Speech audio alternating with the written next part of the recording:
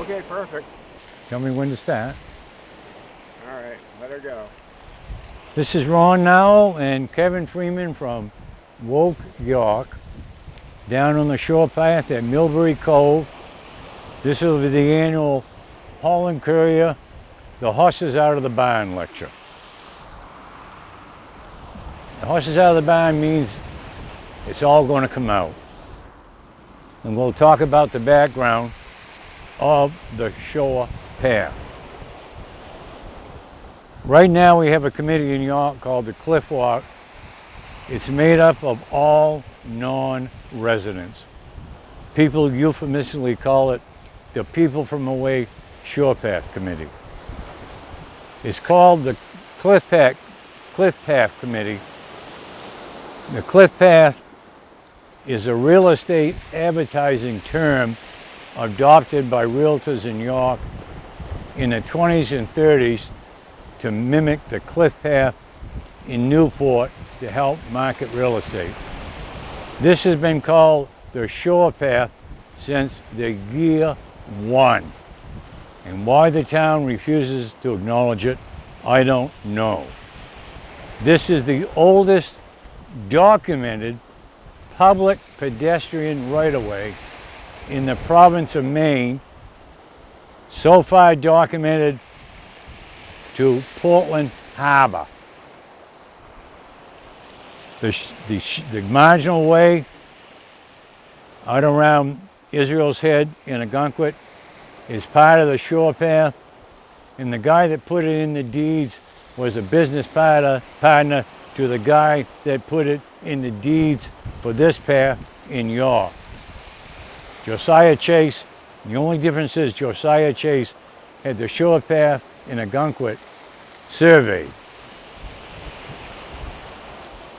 John Norwood, when he subdivided Norwood Farms, he only wrote a description in each deed. He never gave a survey description because he noted it went along the bluff, which is an ever-changing feature along the Atlantic Ocean. If you know the Atlantic Ocean, you probably know the path where you're walking now probably wasn't there. It was probably more to the eastern. This stuff erodes all the time. Now this shore path right now was never a problem until the 1970s and 80s when the older families started to sell their real estate. These were all fairly related families who, one, not only contributed money every year for the maintenance of the path, but helped fund the York Harbor Village Corporation. When the York Harbor Village Corporation dissolved, I was on the Board of Selectmen, and it dissolved under, it's called a special and private law. Law, that's L-A-W. It says in it that the town of York must maintain the shore path the same as the York Village Corporation. The town of York has never, ever lived up to that, and that's a violation of law.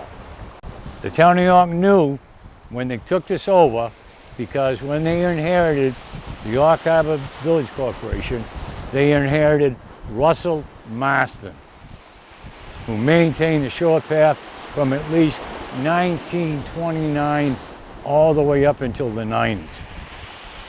One of the reasons Russell did was he was immune to poison ivy, which is the main plant out here, and he'd rip up piles of it, throw it down over the banking.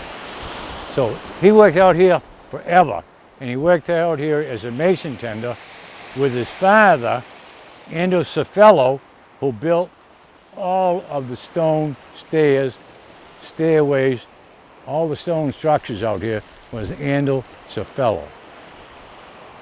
In his later years, when Russell was in charge of the highway department in York Harbor, which he was the only employee, Bobby Hearn became Andrew's apprentice. Bobby gave written, documented testimony to building masonry stairs out here on the lawn of Milton Peterson's property that Milton Peterson buried. And Bobby signed an affidavit. We're at the blocking of the shore path, in which the shore path committee has now figured out that the colonial shore path stops at Milton Peterson's fence and plantings and no trespassing signs that Milton Peterson put up, which is baloney. The state of Maine, Department of Environmental Protection, which we in Maine refer to as don't expect protection, enacted a program called a rule by law, in which you call them on the phone and say, the ocean washed away my whole lawn. I need to permit by rule. Okay, send us a plan and we'll mail your permit. Under permit by rule, Milton Peterson said the whole section of the shore path on his property was destroyed by storms, not the 78 storm. No damage here by the 78 storm, because I walked and mapped it for the federal government at the time. We have aerial photos. We have a survey of the property. Peterson submitted a survey of the property. It shows the shore path right there, not disturbed at all. I had an affidavit from Earl Ramsell in which he told about he was ordered to fill it all over, and all of this stonework came from Earl Ramsell. The town has the plans, the town has the aerial photos, and the town has done absolutely nothing about it. Peterson bought Bishop Dudley Stark's property. He was at the bishop for the Stone Church in the harbor for years. I delivered groceries there. Somebody said the same thing. The shore path went along at the base of the seawall on Bishop Stark property. Milton Peterson had Earl Ramsell tear down the seawall, said it was destroyed by the storm, and had Billy Weber, the mason, who would sign an affidavit that he was instructed to move the seawall forward and place it on top of the existing shore path. And we have pictures of the whole thing. The town has done nothing. The new seawall extends right into the middle of the stone staircase up over the ledges that Andrew built. When Reuben and his wife got a building permit for their property, it's the only property in the town of York which had to have a sworn statement notarized by the town clerk on their plans in town hall, public file, that they would not erect any permanent structure within 15 feet of the marginal way, and they had Bill Avery build a massive stone and masonry structure right on the edge of the marginal way. I pointed it out to former CEO, honest Tim Dakota. I said, that ain't 15 feet, it's on the edge. And he goes, well, it's there. It's there. So over the years, the municipal authorities have been impressed by people of wealth who don't want you down here. We did a survey, Southern Maine Regional Planning did, and they mailed everybody along here a questionnaire. Milton Peterson's questionnaire, signed by he and his wife, and dated, said, keep the path public and maintain it. The town has that, nothing's happened. So you can see what I dealt with. One, the selectmen would not put it on the agenda, and two, they're cowed by people with money. They don't want you down here. You have a public right to be here and walk. This right-of-way was created by the first residents of Maine. It was the only way you could get from Kittery to the frontier town of York, then from the frontier town of York to the frontier town of Wells, and then from Wells to Kennebunk. In Ned Bourne's 1830 history of the town of Kennebunk, you will see the shore path coming up Drake's Island, all the way up across Little River, down Parsons Beach to Kennebunk. Another portion of the shore path still in existence is in Prout's Neck in Scarborough, which is a lot more valued property than this joint here. It's the most expensive shorefront property in Maine. And what's in front of all those rich houses? The shore path.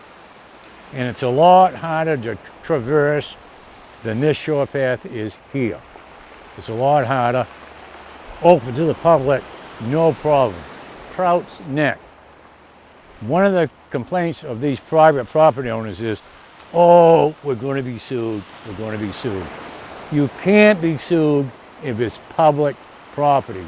You can only be sued if it's private property and you get injured on it. And why those people are so numb. If it's private property and I get injured, I can sue you. There's a thing called the Maine Tort Immunities Act. How many people fall off Mount Katahdin? How many people fall off the cliffs at Arcadia? How many people fall on the Appalachian Trail? Did they sue everybody? No. So that is a red herring that the town has swallowed. Oh no, we'll be sued. No, it's the Maine Tort Immunities Act. So it's a disgrace. The whole thing is a disgrace. We have affidavits from Russell Marston. We have a federal funded right-of-way study by Southern Maine Regional Planning on this whole thing all the way around. It's all public. I gave all the deeds all the way around to the Roaring Rock, to the committee. They never said thank you. They never said come in and talk to us. Nothing. So they have all the deeds. Thanks to me, it's on every deed except for one lot that Ellen Norwood, John's sister, owned, and I don't know why. We never know why Ellen never put it on the deed. But it's on all the deeds, and from Cow Beach to the Roaring Rock, on the deeds, it's a 5-foot right-of-way described. So it's, then we got another coastal zone management study grant. Civil consultants did it. Civil consultants surveyed from the Harbor Beach to Cow Beach, recorded the survey in Alfred as a public survey of the town all the way around. Have you seen that? No. Has the town made it available? No. Does the town follow it? No. So you've got the surveys. After 78 storm, when Paul Palmer and I did a survey with the federal government on storm damage, and we went along here, the federal government funded all the storm damage on the shore path because they said it's public property and you can only spend the money on public property. I told the shore path committee, talk to Marvin Swain, talk to Lee and Moulton. They were in charge. They knew where the bills are. They knew where all that was. Did they talk to Marvin Swain? No. Did they talk to Lee and Moulton? No. Did they look that up? No. So, I mean, I have no idea what they've been doing other than agreeing with the rich people, we don't want you out here. So that's basically it. It's like, we want our public rights back. They belong to us. They belong to us, the people. That's the last of today's lecture. It's called The Holland Courier, the horse is out of the barn.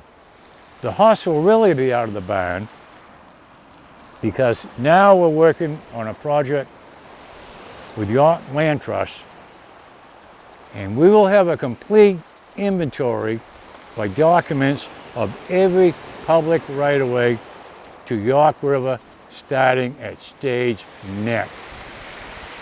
So the public will have a complete plan. We'll have a plan of York River. We'll have all the rights-of-ways on it. and we'll have all the documentary evidence so the people will now know what it was. When I was on the Board of Selectmen, they hired Bob Magosi for $25,000. He did a survey, and when the Board of Selectmen, Larry Jackson, found out there was a right-of-way down through his subdivision, they never made the document public. It was paid for by a coastal zone management grant. By law, it was a public document.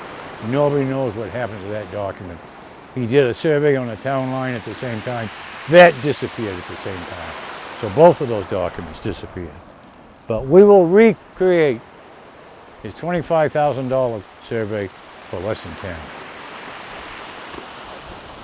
Thank you.